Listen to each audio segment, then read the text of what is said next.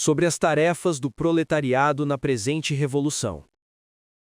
Tendo chegado a Petrogrado só no dia 3 de abril à noite, é natural que apenas em meu nome e com as reservas devidas à minha insuficiente preparação, tenha podido apresentar na Assembleia de 4 de abril um relatório sobre as tarefas do proletariado revolucionário. A única coisa que podia fazer para me facilitar o trabalho a mim próprio e aos contraditores de boa-fé era preparar teses escritas. Li-as e entreguei o texto ao camarada Tsereteli. Li-as muito devagar e por 2 vezes, primeiro na Assembleia dos Bolcheviques e depois na de bolcheviques e mencheviques. Publico estas minhas teses pessoais acompanhadas unicamente de brevíssimas notas explicativas, que no relatório foram desenvolvidas com muito maior amplitude. Teses 1. Na nossa atitude perante a guerra, que por parte da Rússia continua a ser indiscutivelmente uma guerra imperialista, de rapina, também sob o novo governo de Lvov e companhia, em virtude do caráter capitalista deste governo, é intolerável a menor concessão ao defensismo revolucionário. O proletariado consciente só pode dar o seu assentimento a uma guerra revolucionária que justifique verdadeiramente o defensismo revolucionário nas seguintes condições: a. Passagem do poder para as mãos do proletariado e dos setores pobres do campesinato que a ele aderem. B. Renúncia de fato, e não em palavras, a todas as anexações. C. Ruptura completa de fato com todos os interesses do capital.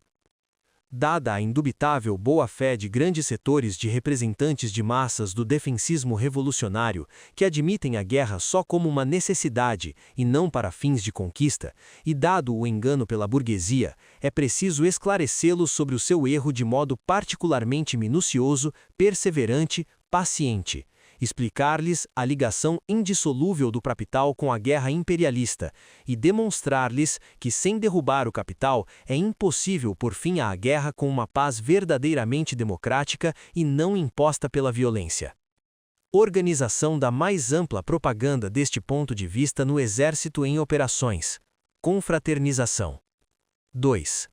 A peculiaridade do momento atual na Rússia consiste na transição da primeira etapa da revolução, que deu o poder à burguesia por faltar ao proletariado o grau necessário de consciência e organização, para a sua segunda etapa, que deve colocar o poder nas mãos do proletariado e das camadas pobres do campesinato que a ele aderem. Esta transição caracteriza-se, por um lado, pelo máximo de legalidade. A Rússia é agora o país mais livre de todos os países beligerantes entre os mundos. Por outro, pela ausência de violência contra as massas e, finalmente, pelas relações de confiança inconsciente destas com o governo dos capitalistas, os piores inimigos da paz e do socialismo. Esta peculiaridade exige de nós habilidade para nos adaptarmos às condições especiais do trabalho do partido entre as amplas massas do proletariado de uma amplitude sem precedentes, que acabam de despertar para a vida política. 3. Nenhum apoio ao governo provisório, explicar a completa falsidade de todas as suas promessas, sobretudo a de renúncia às anexações, desmascaramento em vez da exigência inadmissível e semeadora de ilusões de que este governo de capitalistas, deixe de ser imperialista. 4. Reconhecer o fato de que na maior parte dos sovietes, de deputados operários, o nosso partido está na minoria, e, de momento, numa minoria reduzida, diante do bloco de todos os elementos oportunistas pequeno-burgueses, sujeitos à influência da burguesia e que levam sua influência para o seio do proletariado, desde os socialistas populares até o CO, Tcheidze, Tsereteli, Steklov, etc. Explicar às massas que os sovietes de deputados operários são a única forma possível de governo revolucionário e que, por isso, enquanto este governo se deixar influenciar pela burguesia, a nossa tarefa só pode consistir em explicar os erros de sua tática de modo paciente, sistemático, tenaz e adaptado especialmente às necessidades práticas das massas. Enquanto estivermos em minoria, desenvolveremos um trabalho de crítica e esclarecimento dos erros, defendendo ao mesmo tempo a necessidade de que todo o poder de Estado passe para os sovietes de deputados operários, a fim de que, sob a experiência, as massas se libertem de seus erros. 5.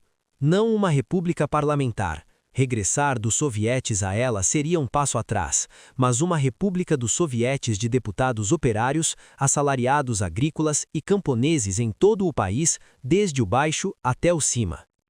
Supressão da polícia, do exército e do funcionalismo. A remuneração de todos os funcionários, todos eles elegíveis e exoneráveis em qualquer momento, não deverá exceder o salário médio de um bom operário. 6. No programa agrário, transferir o centro de gravidade para os sovietes de deputados assalariados agrícolas. Confiscação de todas as terras dos latifundiários. Nacionalização de todas as terras do país, dispondo da terra aos sovietes locais de deputados assalariados agrícolas e camponeses. Criação de sovietes de deputados dos camponeses pobres. Fazer de cada grande herdade, com uma dimensão de umas 100 a 300 desiatinas, segundo as condições locais e outras, e segundo a determinação das instituições locais, uma exploração modelo sob o controle dos deputados assalariados agrícolas e por conta da coletividade. 7. Fusão imediata de todos os bancos do país num banco nacional único e introdução do controle por parte dos SDO. 8. Não introdução do socialismo como nossa tarefa imediata, mas apenas passar imediatamente ao controle da produção social e da distribuição dos produtos por parte dos SDO. 9. Tarefas do partido. A. Congresso imediato do partido. B. Modificação do programa do partido, principalmente sobre o imperialismo e a guerra imperialista, sobre a posição perante o Estado e a nossa reivindicação de um Estado comuna. Emenda do programa mínimo, já antiquado. Mudança de denominação do partido. 10. Renovação da Internacional. Iniciativa de constituir uma internacional revolucionária, uma internacional contra os social-chauvinistas e contra o centro. Para que o leitor compreenda por que tive de sublinhar de maneira especial, como rara exceção, o caso de contraditores de boa-fé, convido-o a comparar estas teses com a seguinte objeção do Sr. Goldenberg. Lenin hasteou a bandeira da guerra civil no seio da democracia revolucionária. Uma pérola, não é verdade? Escrevo, leio e mastigo. Dada a indubitável boa-fé de grandes setores de representantes de massas do defensismo revolucionário, dado seu engano pela burguesia, é preciso esclarecê-los sobre seu erro de maneira particularmente minuciosa, paciente e perseverante. E estes senhores da burguesia, que se dizem sociais-democratas, que não pertencem nem aos grandes nem aos representantes de massas do defensismo revolucionário, apresentam de rosto sereno minhas opiniões, expõe-nas assim, hasteou a bandeira da guerra civil no seio da democracia revolucionária, sobre a qual não há uma palavra nas teses, não há uma palavra no relatório. No seio, exatamente, da democracia revolucionária. O que significa isto? Em que se distingue de uma agitação de pogromistas? Escrevo, leio e mastigo. Os sovietes de DO são a única forma possível de governo revolucionário, e por isso nossa tarefa só pode consistir em explicar os erros de sua tática de maneira paciente, sistemática, tenaz e adaptada especialmente às necessidades práticas das massas. Mas estes contraditores de uma certa espécie expõem minhas opiniões como um apelo à guerra civil no seio da democracia revolucionária. Ataquei o governo provisório por não marcar um prazo próximo, nem nenhum prazo em geral, para a convocação da Assembleia Constituinte, e se limitar a promessas. Demonstrei que sem os sovietes de deputados operários e soldados, não está garantida a convocação da Assembleia Constituinte, seu êxito é impossível. E atribuem-me a opinião de que sou contrário à convocação imediata da Assembleia Constituinte. Qualificaria tudo isto de expressões delirantes, se dezenas de anos de luta política não me tivessem ensinado a considerar a boa-fé dos contraditores como uma rara exceção. Em seu jornal, o Sr. Plekhanov qualificou meu discurso de delírio. Muito bem, Sr. Plekhanov, mas veja quão desajeitado, inábil e pouco perspicaz você é na sua polêmica.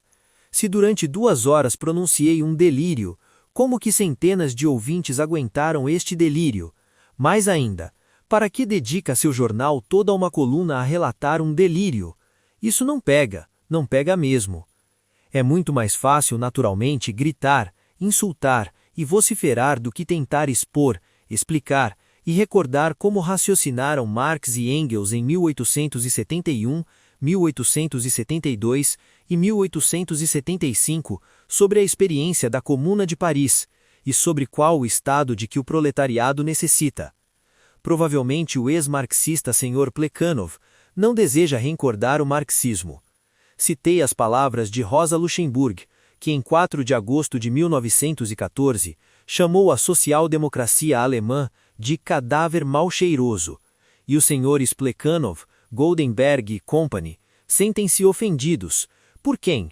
Pelos chauvinistas alemães qualificados de chauvinistas. Enredaram-se os pobres social-chauvinistas russos, socialistas nas palavras e chauvinistas de fato.